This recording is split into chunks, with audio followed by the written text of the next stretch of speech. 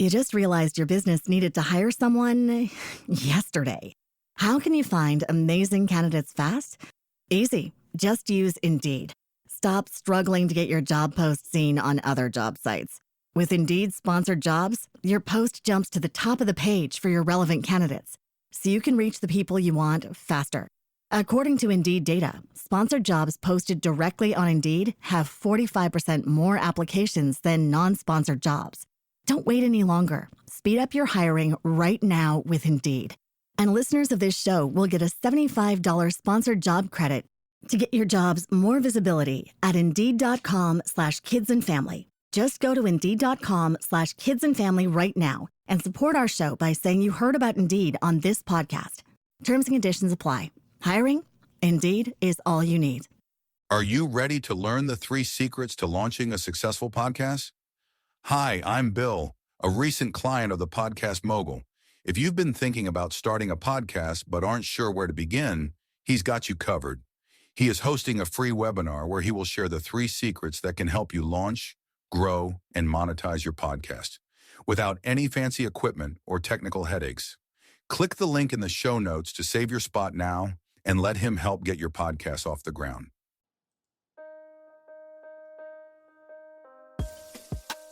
You're listening to Invest in Yourself, the Digital Entrepreneur Podcast, brought to you by Phil Better, Inc. If you want to take your podcast to the next level, make sure you book your free 15-minute call with Phil Better, the Podcast Mogul, at www.philbetterinc.com.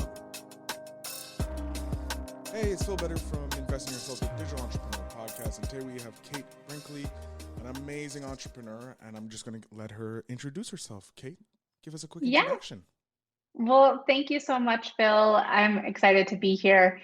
I am a social media strategist. I get a lot of raised eyebrows when I say what I do. My mom still doesn't know what I do, but I'm excited to be here and talk about being an entrepreneur with you today. All right. So, social media strategist, let's unfurl those brows, if you will. Could you explain a little bit of what that means in today's day and age?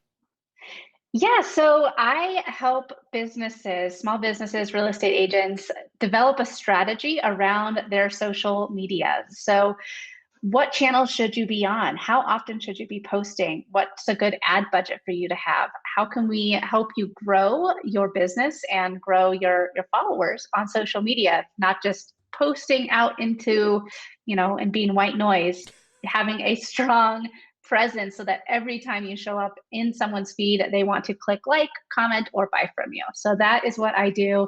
And I've been doing it for 17 years now. But by myself, I've had my own business out for about 4.5. Okay.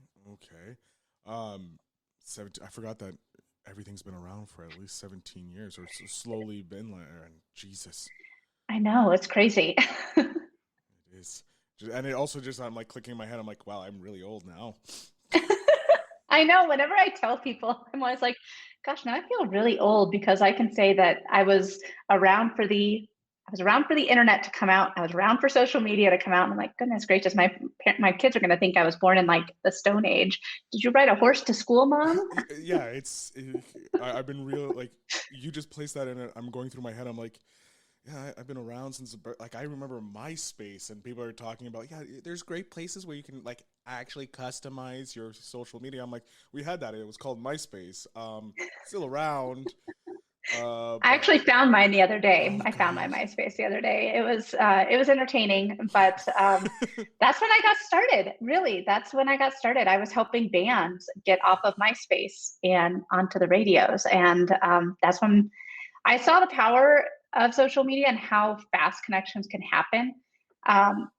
Very early on, I was all in on MySpace because the college that I went to, it was a Division II school. I played softball in college, and Facebook didn't count my college as an accredited university, so I couldn't be on Facebook. So I was all in on MySpace, and then Facebook opened up to the world, and man, look at what is, the world has completely changed.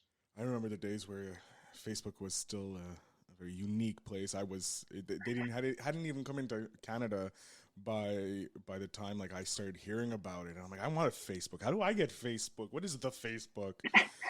The Facebook. Yes, the Facebook. Jeez, I'm dating myself now. I feel like my parents. I'm just like super old. Who calls it the Facebook anymore? Come on, Dad. So for 17 years, jeez.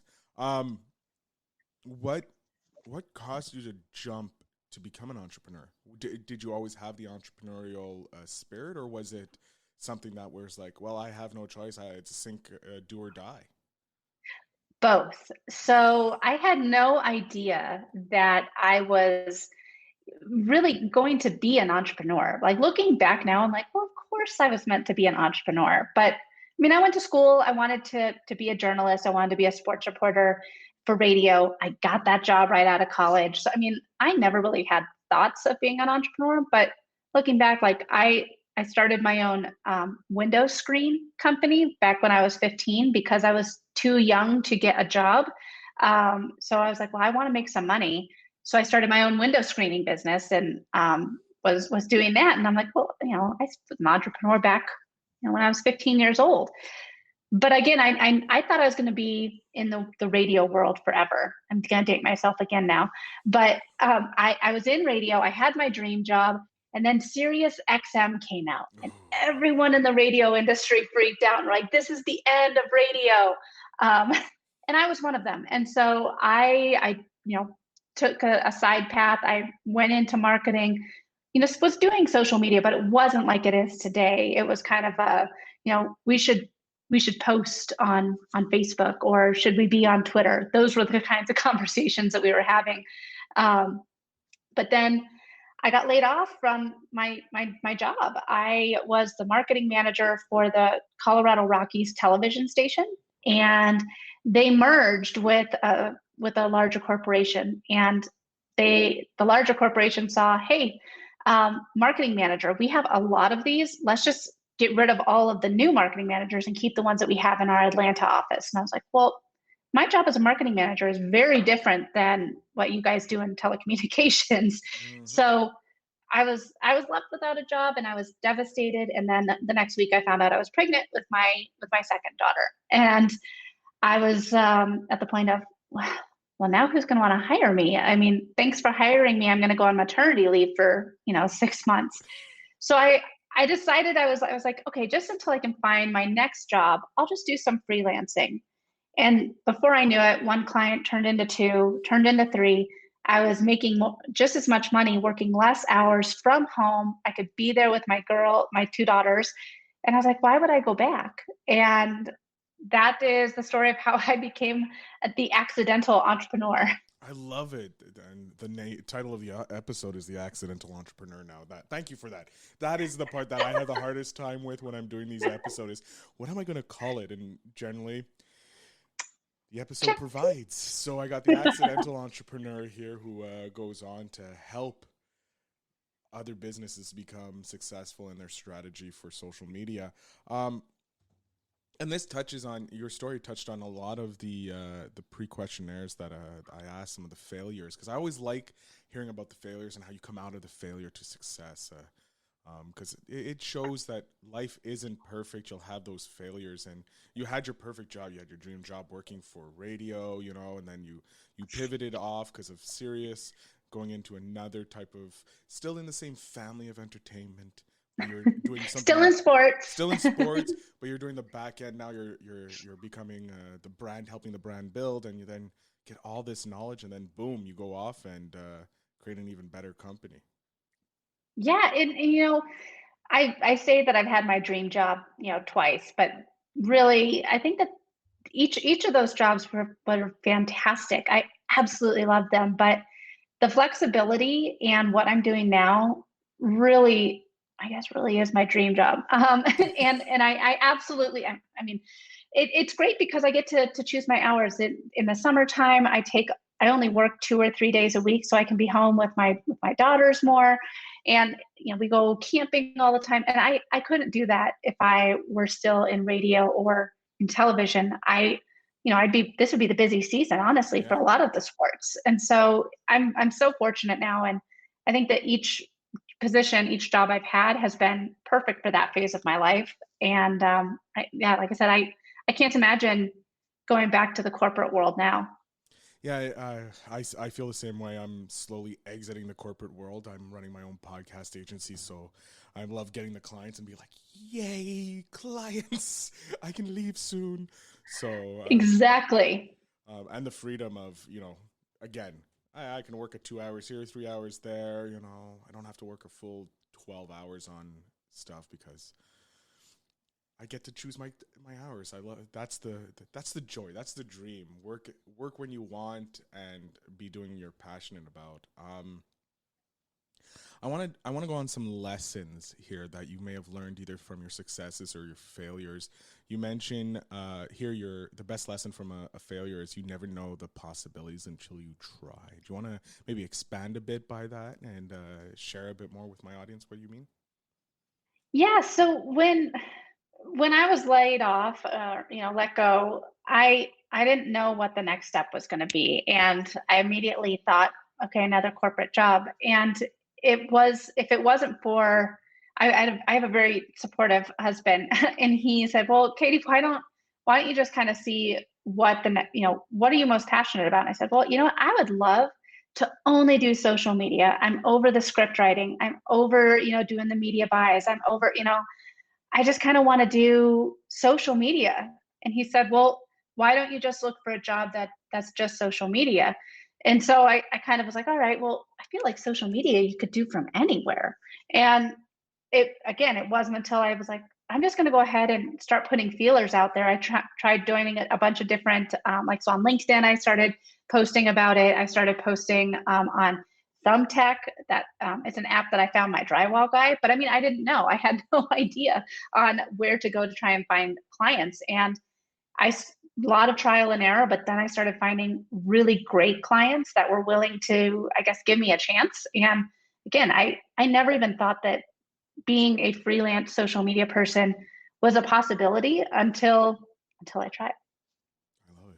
I love taking that risk and having the support structure in place that you could take that risk and then blows up and you're now the head of your own company. What is it like being the head of your own company? It's great. There's a lot of things that people don't tell you when you decide to be an entrepreneur. You can work from anywhere. You can choose your own hours. But again, it's especially if you're a solopreneur, there's a lot that falls down onto you. So, okay, well, that still needs to get done, and there isn't somebody else to do it. It really wasn't until I decided to start delegating that my business started to grow. I was doing everything. I was writing the blogs. I was sending the emails. I was creating the social posts. I was doing the graphics. I was doing all of it, and all of my time was spent doing everything that I couldn't spend time on the phone with potential new clients. So it wasn't until I started delegating things out for my emails, started delegating. I hired a virtual assistant, and she helps me, schedule. So I have a podcast also, and she helps me. She schedules the podcast. She does guest follow up. I mean, like all that time, I had no idea how much time I was investing into my podcast. And I was like, oh my gosh, that was like 6-7 hours a week. I can be on the phone doing sales calls now. So I think that once I started delegating, it made a world of difference. I was happier. I could have fewer hours, during the summer if I wanted to. And I think that it really kind of made it feel more of a business instead of just a side hustle until I got my next job. It really made it seem like, okay, you have people that are relying on you for payment. You need to try and get more clients in. And it's been great. I love it now. Oh, I love it. I love how you found the freedom of hiring your employees and it started creating. It became real when you hired your first employee instead of, like you said, it was not a side hustle anymore. Now it's the main hustle, my job. So I Yeah. like that. This also, it seems to go into some of the best lessons you learned from a success is never stop learning. That's when you will get behind. So I guess learning that hiring someone actually frees up more time for you and that. But what other what else do you mean by like never stop learning? What other have you learned from some of the successes or failures like that? Yeah, that with social media especially, there's always updates, there's always something new. So social audio has kind of been the latest thing to take the world by storm, whether it's Clubhouse or Fireside or Twitter Spaces. Facebook is launching an audio format. I mean, Spotify has Green Room. I mean, there's a ton out there. And one of the things that I'm very passionate about social media, but the second that I think I understand everything about Instagram or Facebook or Clubhouse, that's when I'm going to get behind. So I really do I read a lot of books on social media and marketing. I read a lot of blogs. I follow all the newsletters. And I'm in this Facebook group, and I once had someone reach out and they said, why, Katie, I follow you on these other platforms. Why are you in this group? And I said, well, what if somebody has a question for something and I don't know the answer? I need to know how to do it. So I'm in here to make sure that I am up to date on the latest trends. The second that there is a new feature, I know how to do it and to master it and how to make sure my clients succeed from it. So I do think that when you think you know it all and you think that you've reached the top, that's when you are going to fall behind, because there's going to be someone else out there hustling to try and learn the next thing.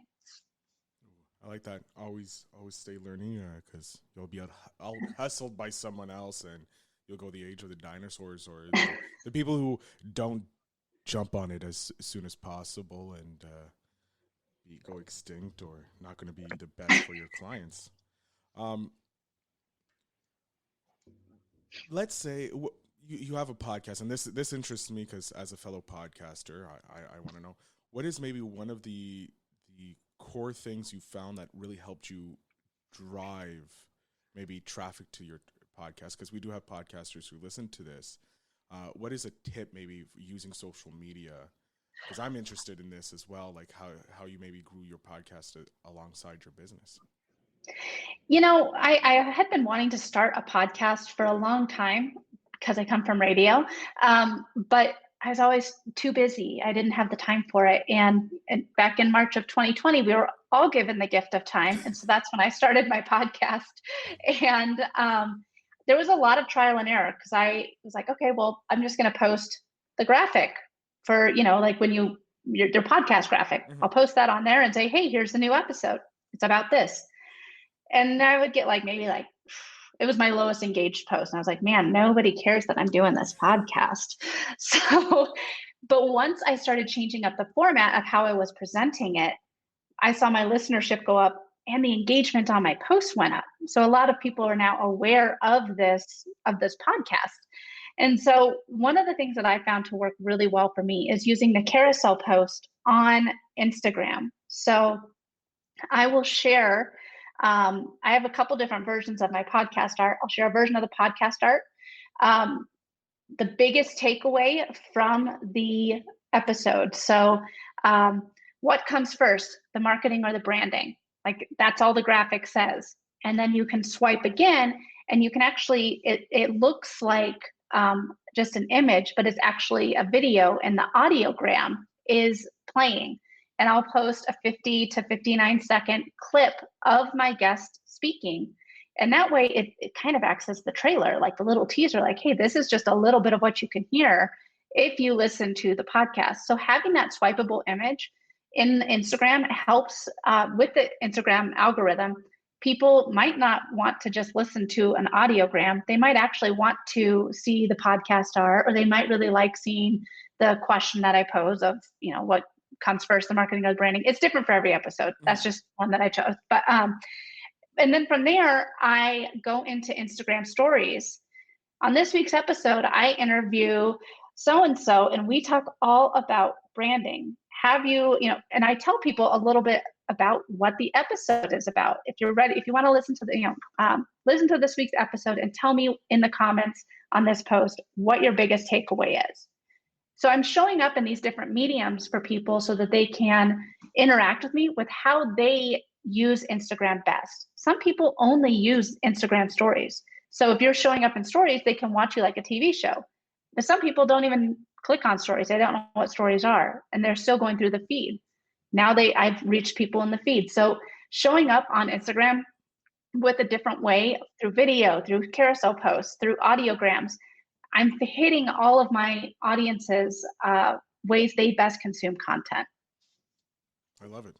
That is, you're focused on one place to grow, and then once you get to the next level, you grow on the next level. So yeah, no, I love it, and fully agree with it. I've started doing the audiograms for this podcast, and I found the engagement going up because people are learning about what's the episode about, and it translates into listenership. So I do support the audiogram hustle, if you will. Well, yeah, and the thing too, Phil, is if someone's listening to 50 seconds, they're engaging with your post for 50 seconds. So Instagram's like, man, people really like this. I'm going to show it to more people.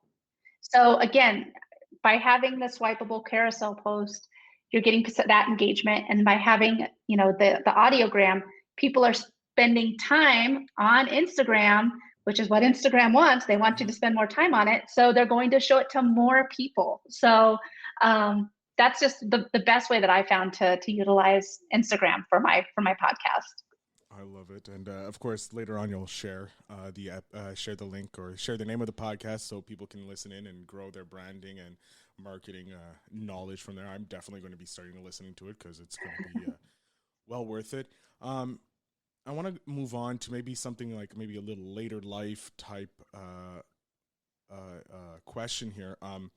Your ultimate goal in life, you said, to create a legacy my family is proud of. You want to maybe expand a bit more on what you mean by your legacy and how it can be, your family can be proud of you?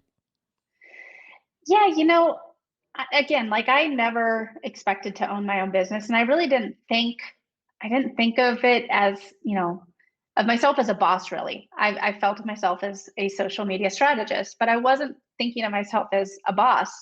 And my daughter, who's 6, she said to me, she said, "Mom, are you a boss?" And I said, "Yeah, I'm the boss." And she goes, "Oh, wow. So like you're in charge?" And I said, "Mommy's in charge." And it really, having that conversation with her, like, it really changed the way I was thinking about things. Like, she looks up to the fact that I'm in charge and I'm, telling people, what to do. I'm bringing in the money. I run the business. And that made me so proud because I was like, wow, she thinks this is really cool that mommy's a boss. And, regardless if I have, there's 3 people that work for me or 300 people, she thinks it's cool. And it's something for her to look up to. She can say, yeah, well, my mom ran her own company. I want to do that. She was home with me during the summer. She hardly ever worked. I want to do that when I get older. So I absolutely, it really wasn't until I had that conversation with her that I started to have a lot of pride in what I've done as an entrepreneur. Oh, I love that even though you have accomplished so much running a company, having employees, it wasn't until your child was like, "Hey, you a boss, right?" And you're like, "Yeah, I am the boss." You have to. Mom's the boss. I'm a boss here, just brushing the dirt off your shoulders, and you're having fun. But yeah, it usually does take maybe an outside, because you're in the weeds. You need someone outside to be like, "Hey, look at what you've accomplished so far," by just asking those simple questions. I am looking forward to when my nephew asks me, "Phil, are you a boss?" He's only 3 now, so I got some time. I got 3 years to build up that before he asks me that. Now, this is something I like asking my guests here, and maybe something to help the listeners listening. You already provided so much knowledge as well. Maybe a lesson you want to leave to or impart on my listeners here. You said delegation and mindset are essential to being a business owner. Yeah, as I said earlier, it really wasn't until I started delegating tasks out that my business started to grow. But something that and with the world of social media, I know I am 100% fully immersed in it, but at the same time, it is a double-edged sword. It's great because it's how we communicate, and especially after 2020, we saw how relationships can form through social media. But it's also really hard not to have the imposter syndrome, not to do the comparison game and see where other people are on their journey and comparing them to where you are on yours. Social media, Instagram, we see that we only see it through one filter, and we're only seeing other people's highlight reels. We're not seeing their bloopers. We're not seeing the trial and errors that they've done that haven't worked. We're only seeing what's worked. And so if we're comparing our journey to someone else's, it can be very discouraging and mess with your mindset a ton. And it really wasn't until I started delegating tasks out of my business, and two, when I put on the blinders and focused in only on my own journey and where I was going and what was best for Katie Brinkley and Next Step Social Communications, that everything changed. Everything started growing, and I stopped looking at, oh, this Instagram person does this and this Facebook person does this, and how did they get there? Why am I not there? I'm not making millions of dollars like they are. It's like, no, but I'm helping the people that I'm helping. I have my clients. I'm able to work from anywhere. I can have my own, flexible schedule. And, my daughters are proud of me. And so it really was not until I put on the blinders and started delegating that things changed for me in my business. And I know I said mindset too. Mindset can be a very dangerous thing. I think a lot of it has to do with the whole blinders situation.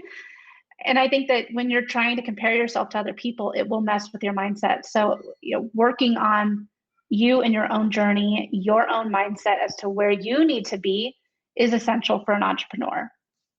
I love it. I love it. And it's true. You need to focus in on just worry about yourself. Admire what other people are doing, but don't compare yourself because they had a different journey than you are and you're going down a different path. And I think that's best for not just entrepreneurs, but if you're doing any side hustle, if you're starting a podcast, don't worry about what other people are doing. Focus in on giving your listeners the best episode and best quality and that. So I do really appreciate you sharing that with us here on the show. We're going to be coming up near the end of it, the episode, but I'm having such a great time. I do ask this question because I'm a selfish person, but I love books, and I love talking with other entrepreneurs who have success, and because they've read different books and that. But I want to know, what is a book you would suggest someone just jumping into the entrepreneurial field, or they're later on that you've read and you're like, this is a great book for entrepreneurs? What would you suggest they read? Okay, so there's two. One that I'm reading right now that I'm really enjoying is Expert Secrets by Russell Brunson. And another one that's helped with me and my mindset is it's called Meditations from the Mat. And it's daily words of encouragement and mindfulness for you to apply every day. I wake up every morning and I read the one page so that I can start my day with intention. And that has made a big difference too. Like I said before, the whole mindset thing is something that I think is, especially with social media, it's hard not to do the comparison game. But when you wake up and you decide that you want to not be reactive, not going and picking up your phone first thing and clearing out the emails, I've set my day for intention with how I want to start my day with that one excerpt from the book. And, I feel like my day is set up the way that I want it to be. So I really like that book too. And it helps me set my day with intention. Well, I like that. And I'm always looking to get my brain started on the right way as an entrepreneur, just in your regular life, having a burnout last year, thanks to COVID and other things in life, and changing my mindset into one of success and from the negativity that was feeding it. Definitely going to be looking at meditations from the mat and having those daily, just positive reinforcements so that I can start my day off strong. So definitely going to be looking at that. And the Expert Secrets isn't the first time a guest has mentioned that. So, and Russell Brunson has been mentioned a few times in past episodes as a mentor, if you will, to other entrepreneurs. So definitely going to be picking up his book. Yeah, and we talk about the best marketing material, sales piece that you could create. He's given away all his secrets, but it's a great. It's very insightful, and it's allowed me to kind of rethink the way that the customer journey. I love it. Oh, and I love how it's making you rethink the customer journey on top of it. Not just sharing his secrets, but helping you develop your own or change your mindset around the customer's journey. So that's even better. That's like a double whammy right there for anybody who's listening. That just sells itself. Like you should be doing his book sales from there with that. I'm gonna now. It's coming up to the end. I'm gonna give you the last 5 minutes so my audience can find out where they can find you, how they can listen to your podcast, or get in contact if they want to become a client of yours. If you're taking that, so I'm gonna jump off screen here and allow you to have it. You don't have to use the 5 minutes. It's allotted for you. I know some people only use 2 or 3 minutes of it, so don't feel the pressure. But so I'm gonna jump off here, and it's all yours. Yeah, well, if you want to work with me and develop a clear strategy around your social media, you can find me online at nextstepsocialcommunications.com. I'm on social media, so you can follow me on Instagram at I am Katie Brinkley. I'm on LinkedIn. You can find me at Katie Brinkley, and I offer a number of ways to work together. I offer done for you social media, so if you're like, I'm done with this, do it for me, Katie, I offer that.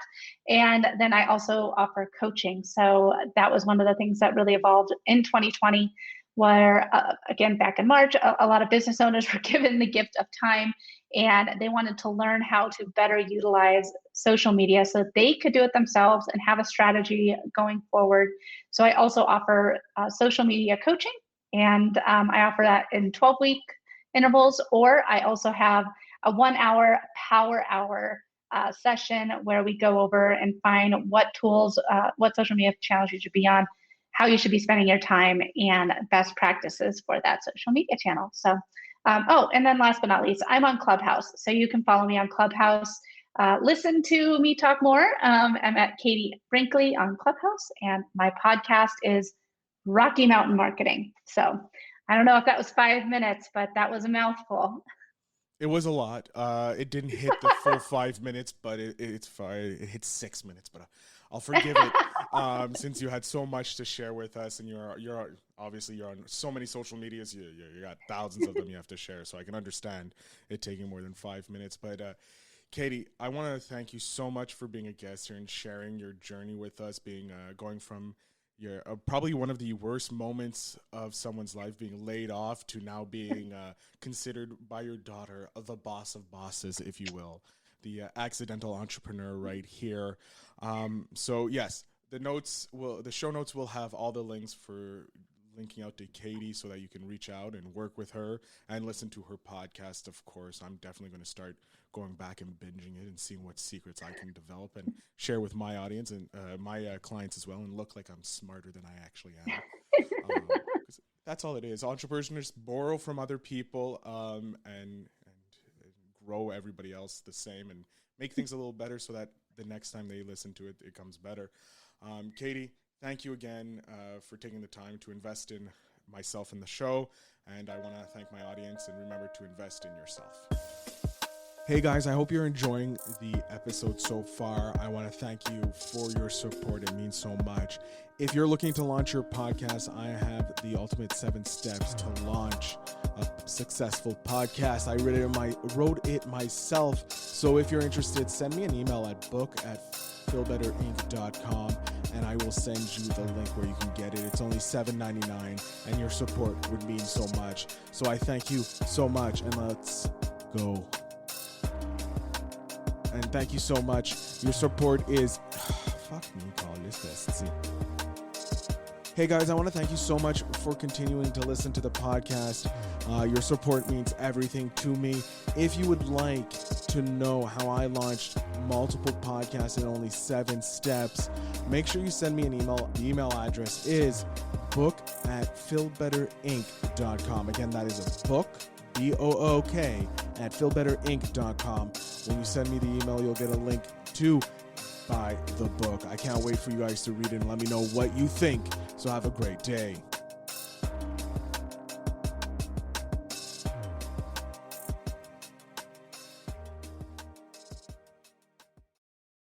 Thanks for tuning in. Now it's time to take the next step. When you're ready to dive deeper into how to launch, grow, and monetize your podcast, Phil's got something special for you. Join him for a free webinar where he'll reveal the 3 secrets that have helped countless entrepreneurs succeed in podcasting. Click the link in the show notes to save your spot, and let's turn your podcasting dreams into reality. You just realized your business needed to hire someone yesterday. How can you find amazing candidates fast? Easy. Just use Indeed. Stop struggling to get your job post seen on other job sites. With Indeed sponsored jobs, your post jumps to the top of the page for your relevant candidates, so you can reach the people you want faster. According to Indeed data, sponsored jobs posted directly on Indeed have 45% more applications than non-sponsored jobs. Don't wait any longer. Speed up your hiring right now with Indeed. And listeners of this show will get a $75 sponsored job credit to get your jobs more visibility at Indeed.com/kidsandfamily. Just go to Indeed.com/kidsandfamily right now and support our show by saying you heard about Indeed on this podcast. Terms and conditions apply. Hiring? Indeed is all you need.